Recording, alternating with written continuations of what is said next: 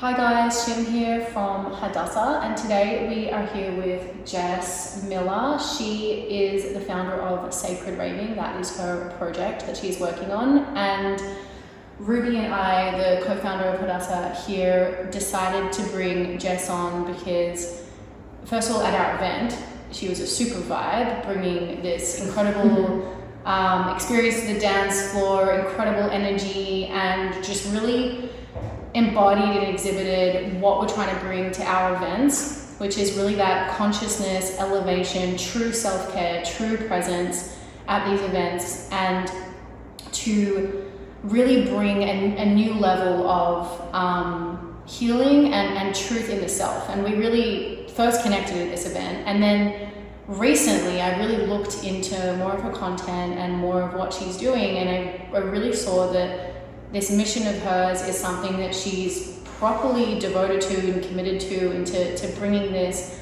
forward into the world. And I and myself and Ruby felt a calling to support her and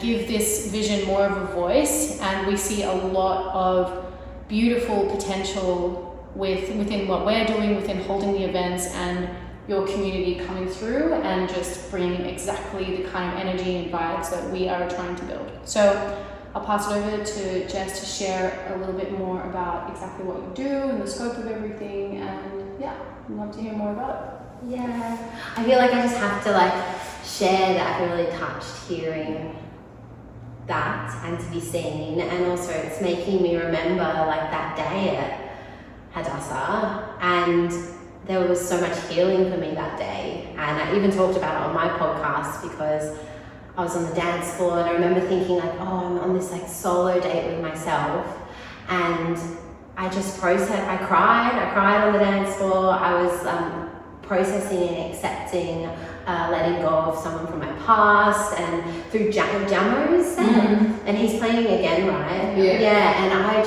it was just so beautiful, and when you were sharing that, it just brought up a lot of emotions. But yeah, I am so passionate about what electronic music can do for our lives, and the healing it does in our lives. I found myself on a dance floor. I learned to love myself on a dance floor. I felt love and acceptance for others on a dance floor, and I also became a little bit unhealthy in this community as well, and I was missing this balance, and it got to a point where substances were kind of controlling me rather than me controlling them. And I went on a big journey, and then I don't know how much you would like me to talk about now. Yeah, no, definitely. As much as you feel comfortable sharing, I think a lot of people will be able to relate to a lot of the milestones, a lot of your experience. So yeah, one of our first questions was definitely please share your story and how Sacred Raving came to be, and yeah, we'd love to hear it. Yeah. Well, yeah, I guess it started because I fell in love with electronic music and dancing to electronic music and the community. But I became a little bit attached to this, oh my God, this sense of belonging, this community, and I couldn't say no to a party. I had FOMO, and I was so associated going out with drug taking.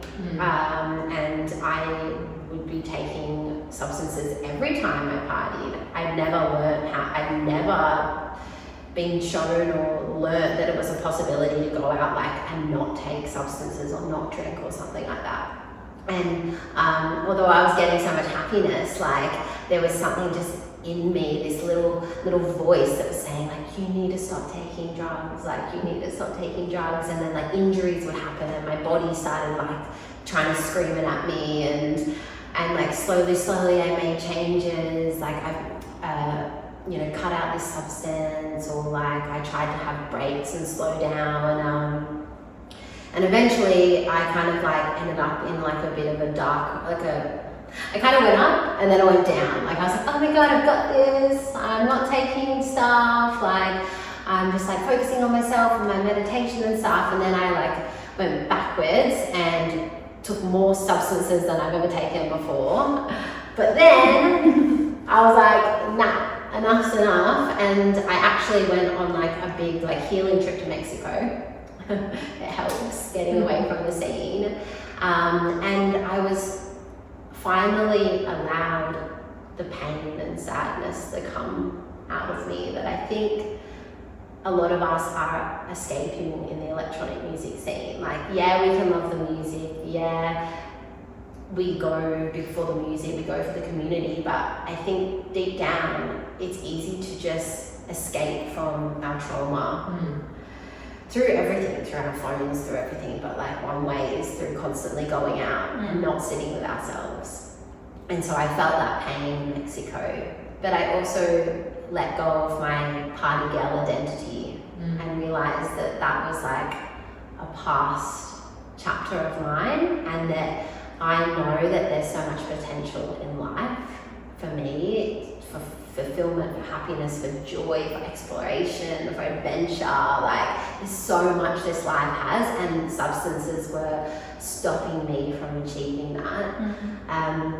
But then I was also like, but I'm a raver, like I'm a festival girl, like I love this music, I love this scene. And I was actually like in a meditation retreat in silence for 10 days, and I was like, sacred raving, like I want to work with ravers because this is such a nourishing thing in my life. My life wouldn't be the same without it. I don't want my life without electronic music. I don't want my life without raving. And so I came back to the scene after doing the work on myself, feeling the pain. And I haven't touched powders or pills since. I haven't wanted to, haven't been tempted. I go to all the festivals, go to all the raves, stay up all night, and I literally cannot believe how my life's transformed because from that change. Like, life's never been better. And I love raving even more. And so that's how I got into this work as a backstory, because I know that I can see there's a lot of people that maybe were in my shoes and could benefit from not taking so much and being more conscious on a dance floor. Yeah, I really agree with that. I had a very similar experience myself of transitioning from the party girl identity to my next phase. And then what I wanted to ask you is, like, when you came back in a way that you felt like happy than ever to be there, was there a period of time where, because you said you felt such a sense of belonging in the community, was there a period of time where you struggled with that or felt less belonging because you weren't using the same substances? Like, was there an in-between phase? Because I feel like that's the part that people and myself got stuck on. It's like, I want to change and I want to use music as a healing way and these events as a healing experience, but I'm concerned about my sense of belonging with these people that I do drugs with and have fun with. So I just want to know about that experience for you. Yeah, totally.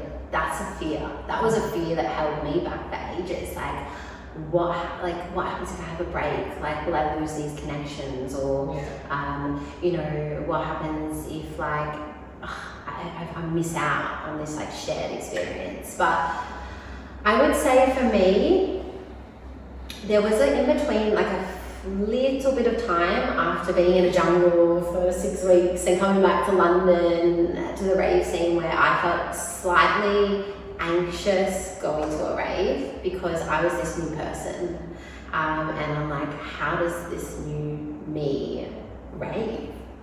How do I relate with it? So there was a bit of an uncomfortability, and I remember I did a festival sober, and I did it really differently, and I didn't actually have as many shared memories with my friends. I actually went off on my own a lot and things like that. So I did actually miss out a little bit on those shared moments. And I had to leave a party early once because I wasn't feeling it. And so I do think that there is a phase of a bit of uncomfortableness, and I did experience that, but then it left quite quickly. But I would say that for me, I was like, this is my time to work on my relationship with myself. And I just kind of was like, okay, this is a little adventure again. I'm getting to know myself. Like how it really makes me emotional when I think back to it, because I'm like, oh, like when I remember feeling uncomfortable at a festival and I'm like, hang on a second, I've never been to a festival before and being this soberish version of myself and not being in a relationship and not being this like party gal identity. So I'm learning about myself. And I kind of just like engaged with this conversation with myself. So, well, what do I want to do? Like, where should I go? Like, and actually that day I was feeling really anxious. I went to Psyche, which is like dance wise. Yeah. And I said, I'm actually okay, but I'm just a bit lost. Like, I don't really know what to do with myself. You know? And we just had a chat, and then I went off and had like, and then after that moment, I entered a committed relationship with myself. I was like under the moon, and I was like, I'm here, like I love you, and I'm here now. Yeah. So that's kind of what like saved me from the uncomfortableness. But it was there, and it is there, and it does happen, but I think it fades. Okay, so what would your advice be for people who are about to enter that transition phase, who are thinking about going on this journey that you went on? Yeah, I would say really the work is like off the dance floor, like off the festivals, and be committed to your relationship with yourself. Because if you've got a strong and present relationship with yourself and you're aware of how you're feeling, of what's going on, then you can like listen and tune into your needs. And so and have these conversations with yourself to know that it's okay for a short time to maybe have this in-between phase where it doesn't, maybe it's not as fun. But you've got to work on your relationship with yourself and meditation and all that stuff to be able to be more present and aware in your life will help that period be less of a time.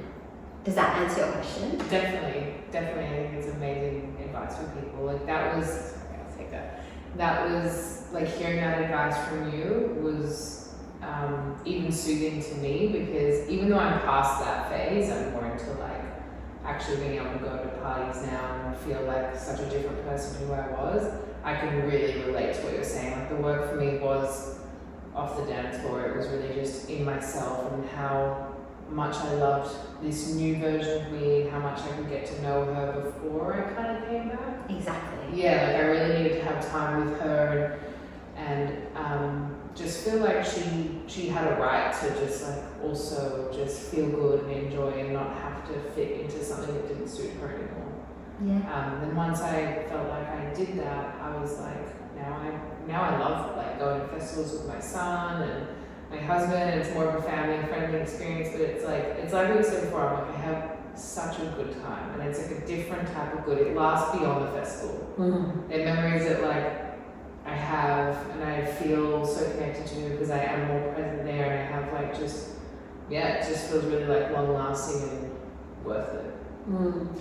And I would just love to say from that, like the connections that I've formed and the moments on the dance floor and the moments at the raves after I've stopped taking substances that were not serving me, and for everyone it will be different, they're even better. Like exactly. I have more presence, more deeper connections, and more joy on dance floors. After I've gone through that uncomfortable time. Which is beautiful if you love the rave community, because then you're really creating community, you're really building actual connection that suits you now, where you're at now, which is what you want. Just again, like the more I hear your story, I guess it's super relieving for myself, because I was never like a massive like drug taker. Like I have taken heaps of psychedelics and stuff, but I was never like fully into it. But a lot of the people that I loved were full sending it. And I guess I just had, and they would come to me and I would be the kind of sounding board for wanting to break out and wanting to do work with self. And I just had to witness, honestly, like really struggle city to break out and coming back.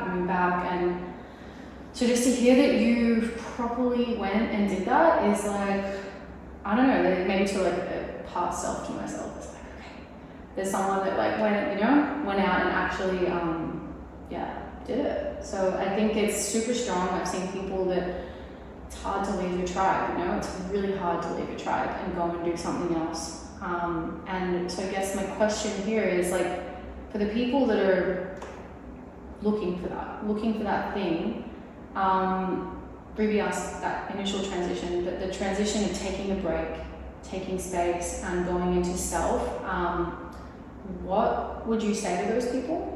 And also like, what support, did you have support, and what support did you have in that period? Yeah. I would say that the best thing you can ever do is to prioritize your relationship with yourself, and I keep coming back to that because it's the most beautiful thing to make best friends with yourself. And that's going to be your savior to really connect with that. In answer to like, did I have support? I didn't really have support. No, because I didn't know where to go. Like when I was struggling, I didn't really have, no one was speaking about this stuff. I was so afraid to like lose this part of myself, and there's fear in accepting, hey, I might have a problem, or maybe this isn't serving me, because you don't want to like feel like you can never do it again. Totally, 100%. Yeah. So I didn't really have much support, and I had to leave the scene. I had to kind of go off and really go into like meditation and breath work and yoga practices and things like that. And that's what Sacred Raving is all about, because Sacred Raving's mission is to be able to give support to people who want to create and make these transitions to a more conscious, and I would say sober, but it doesn't have to be sober. It just has to be more conscious and aware, and to take a substance to enhance rather than to escape. Yeah. And so that's what I do with Sacred Raving, is I create spaces and courses and programs where we can actually harness our love of music and love of raving and even love of drugs to become the best versions of ourselves. Yeah. And be in a community of like-minded people that understand that maybe sometimes you just stay up all weekend and go to a festival, and that's okay. Yeah, totally. And I literally remember having this conversation with so many people, like, the drug you take, is it self-harm or is it to enhance? And it was always like, well, how do you truly measure that? And I used to have conversations with people, I'm like, is it self-harm or is it this? And I was like, I can see that one was self-harm, I could see that one was to have a good time. And so I guess like, it's just bringing me back to all these conversations that I had, and when I said to them, I was like, I think that you need like a baseline sober so that you can have like that, and then to know, I'm good, do I want to take it this or no. So as you said, to leave the scene, to come back into the body, like those practices that you said, the yoga, meditation, that's all bringing back like full-on somatic awareness, full-on body awareness, and then from that place you're tuning the vessel to have your fuck yes or fuck no, you know? So yeah, it's a super intense process that you are endeavoring to take people through, and the people that are going to go with you are going to be super strong, badass. You have a really badass community, I can see from what you're doing, which is pretty cool.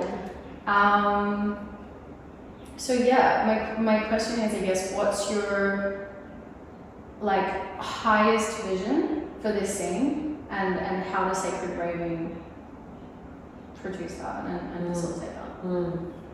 Can I share something back to what you were saying first, and then I answer that? So one of the practices that I do with Sacred Raving in my online course is that I bring in like movement meditation to electronic music. So because you mentioned a baseline sober, right? And I think that's really important to like come back to who am I sober, and to be able to dance and connect to your body and to connect to the music sober. So the best way to do that is practicing in your bedroom and creating and helping and facilitating people to move in unique different ways and get used to moving their body without substances. So I really think that's important to have that baseline sober, like you said, and to even have a break from just taking substances and going out and practicing that, and so that you know you can do it, and then you can be like, okay, now I'm gonna make the choice, like you said. And like I have a whole day on my course of tuning into fuck yes and fuck no, because I used to be a why not girl. You know, why not? But actually no, like I don't want to be why not. Like I want to be like, fuck yeah, like I'm doing this because I really want to do this, or like no, that doesn't serve me right now in this moment. So I like that you also said that. But big vision, there's so much. I don't know, like I was up all night thinking about the future as well and all the ideas. To be honest, like I could talk about like my big vision, and that could be like bringing more spiritual music out into the world. I was DJ as well, and creating more events that like have what you do, heal, and more of it. You know, like this is so great that you do heal, and I want to see more of this popping off, that we can have good quality music that is designed for people that like to rave, like to festival as well, but can also come for like the healing workshop side of it and get more used to being sober, because like we're talking about this baseline. And so I would love to be a part of bringing more of that. And for me as an artist, I love my techno and rave music, and so I want to bring more of the techno to the conscious settings, because like that's the music I love, and I know a lot of ravers and techno lovers that also like to be sober, but ecstatic dancers, it's just not there. And I don't feel like I fully express myself at ecstatic dance because I'm not fully in tune with the music as I am when it's like more electronic. So one part of my vision is to bring more events to people, to cross that bridge, like I'm sure it's similar to you, to cross the bridge from the conscious world, like to bring the conscious world to the ravers is more what I kind of want. So there's that, and to get people like just getting more in touch with themselves, partying more consciously. I'm not quite sure exactly where like the big vision goal is, but I would just love to see more people harnessing the nourishing effects of raving and less of the self-destruction. Totally. I love that. And just one thing that also just came to me is that I feel like when you're on a mission and somebody else has like a vision or an idea which is so much the same as you, it's like you just want that to succeed. Like even if it's the same thing, like there's just something in me like I want that to like blow up because it's actually the same calling. That's just my like love of like conscious mission side, where I'm like, you notice some people when they're doing some things and like they don't want that thing to, I just find it really beautiful that people can have big dreams, big visions, and we just want more of it. Like we just want more of your stuff, more of our stuff. Like the world just needs more places to gather in this way. So, really excited for that. Should we say something? Now that you know like your vision, which I totally relate to, and Shimona and I can really like, it's really fun for us because that's why we want to do like Heal Festival as well. But I would love to know, I'd love to know, and I'd love people who are listening to know like what is your plan for the next year for Sacred Raving? Like, do you have any new parts of it coming up, or things you want to announce that you will let me know?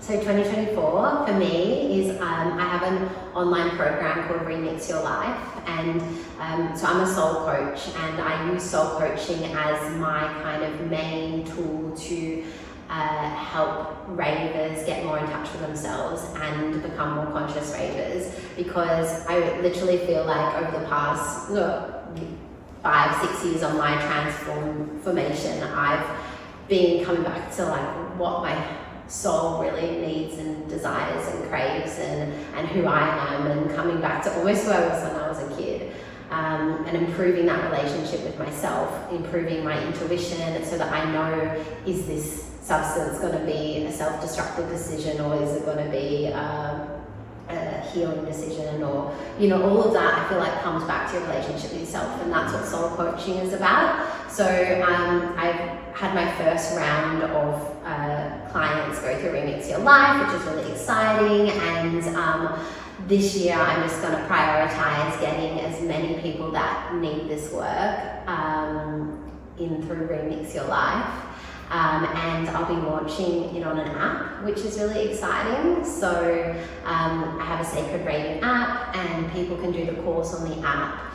There'll be like daily content videos designed for ravers. So it's like, okay, I'm going to give you my soul coaching, but I'm going to reference the fact that you might go into a rave, you might be taking substances, and like tuning into the raver in them, and also building my community on my app, and getting people more movement meditations, just spreading the work basically. I think that's my goal of 2024, is to really reach the people who need it, because like I felt so alone. Like I just thought, like, how could I ever stay up all night without taking something? How could I remember just like thinking, oh my god, like, oh, this is so hard, like I want to stop, but I don't know how, I don't know how. And so I want to reach those people that were like me a few years ago and support them. So getting people through Remix Your Life.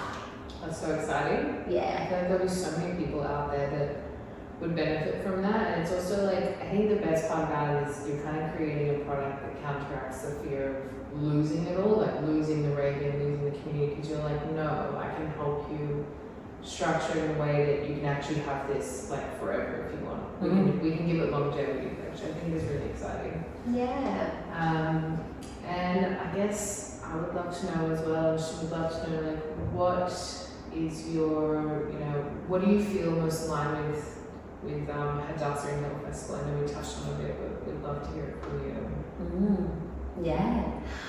Oh, I feel most aligned because you're creating a space for ravers and party people to experience healing, workshop, expansion, as well as good quality music in a sober environment. So I'm very aligned with this mission because I think we need more of these spaces. It's an opportunity for you to come and do something that's good for your soul, good for your personal growth, and good for just your expansion, and also like dance to some great music. And I feel like, and I talk about this actually at my events and things like that as well, but we just sit in the workshop, right? And we hear, like, we have this amazing conversation, or we have this breath work, and like all this stuff is like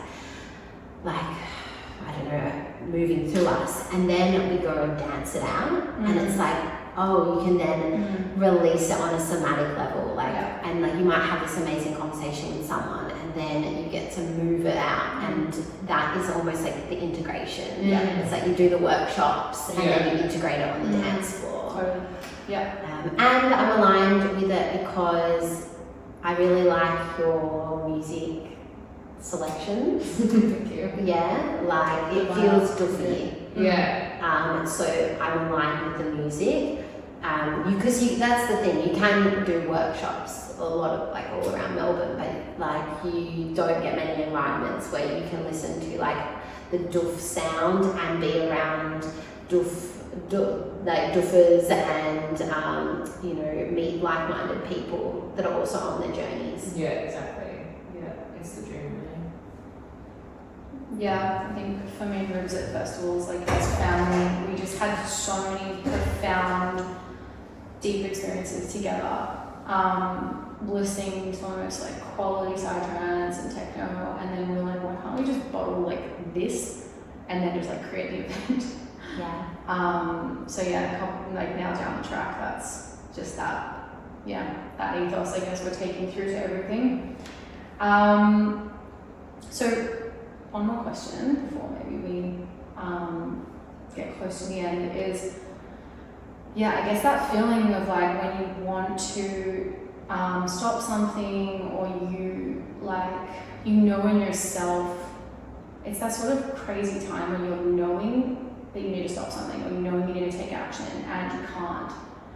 And for personal experience, when I've been stuck in behaviors that I know are wrong and I can't stop, it has been like completely terrifying on such like a deep level, because you're just like losing your sense of really, like, for myself at least, I was losing my sense of personal power like rapidly.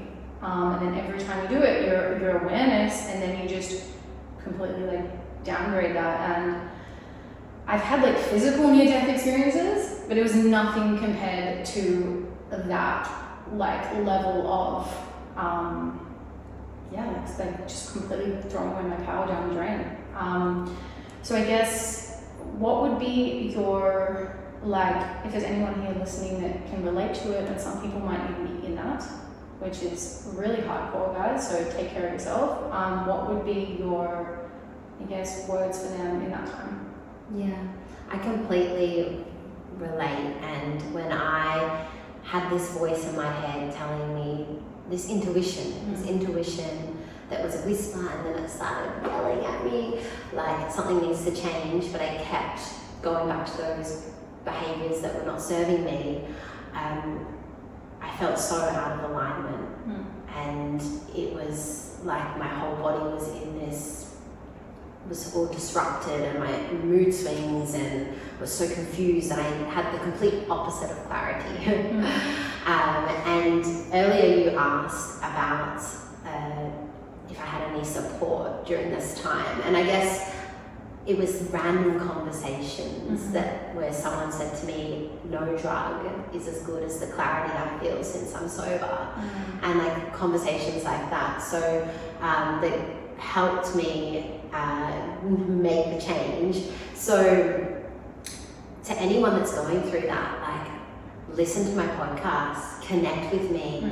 I'm such an open book. Surround yourself with people that are going through similar things, because I think that's the most powerful thing that we can do, is to be around people that are where you want to be, but have been where you are. Yeah. Because that shows us it's possible, and that's what's got me over the line.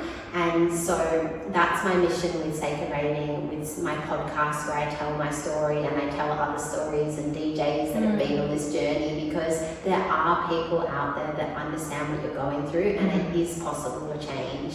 And to just keep on being kind to yourself. Be kind to yourself, and ask yourself, like, in every moment, like, what is the most loving thing I can do for myself right now? Like, what would love do? And like, keep coming back to love, I think, is really important, because the worst thing that we can do is judge ourselves and guilt trip ourselves, because there will be we can't make change when we're judging. So I would just like keep coming back to asking yourself, what is the most loving thing I can do for myself, and surround yourself with people that are going through something similar. So I host a monthly Ravers circle, so that you can be around people and you can share your struggles. No advice is needed. If you want advice, we can do like one-on-one coaching and things like that, and there's the program, but just a space where you can just share what's going on, that you're like, oh my God, this happened, you're like, and then other people are going through something similar, and you know you're not alone. Totally. Yeah.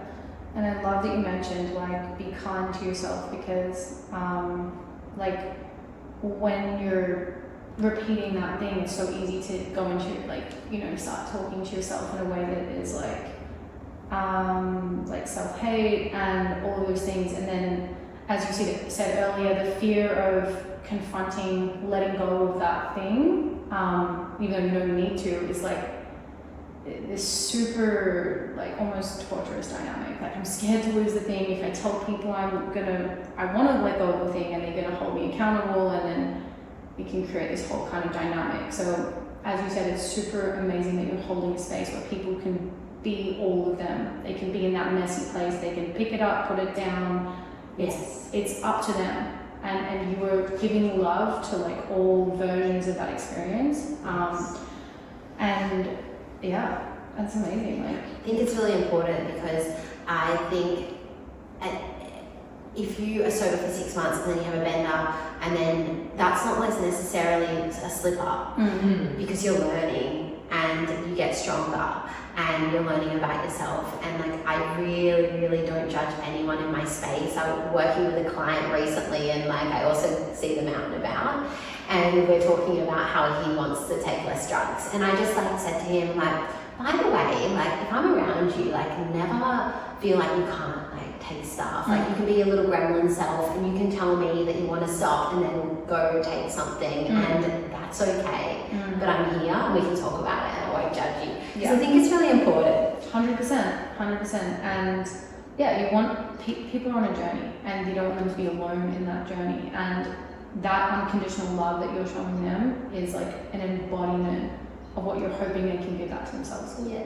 You know what I mean? So it's beautiful work, and I'm just really grateful that you're doing what you're doing, and you have our full support, and that's pretty much it. I just love you to share with everyone where they can actually find you. Like, what's the next thing? We're all going to be at Hill next week together, so we can all hang out there. And yeah, just please share where we can like actually find you, keep in contact, and everything. Yeah, really. Yes, I would love for anyone that is even resonates with any of this conversation to get like in touch, to connect. So you can find me on Instagram at Sacred Raving. And that's where I share a lot of my content. I also have my podcast, Life of a Sacred Raver, and that's on Spotify and Apple, and you can hear more about my story. I'm pretty like open book and share a lot on there. And also through my Instagram, you can get links to events and workshops, and everything is on my bio. So yeah, head to my Instagram is the best bet. Sweet. And did you say you had women's circles as well, or just circles? Yeah, Ravers Circles. Ravers Circles. Yeah, so that's promoted on my Instagram page as well. Like the app it's there, but I haven't put it out to the world just yet. So to like find out when you can get access to the app, to find out how to apply for Remix Your Life, and to connect in any way, it's just through my Instagram at Sacred Raving. Awesome, cool. Well, thank you so much for coming out to my farm, which is an hour out of Melbourne. And guys, we're all going to be at Hill next week, January 20th. It's going to be a 12-hour beautiful day of music and workshops, and pretty much embodying everything we've discussed in this hour. And we're so excited to see you there.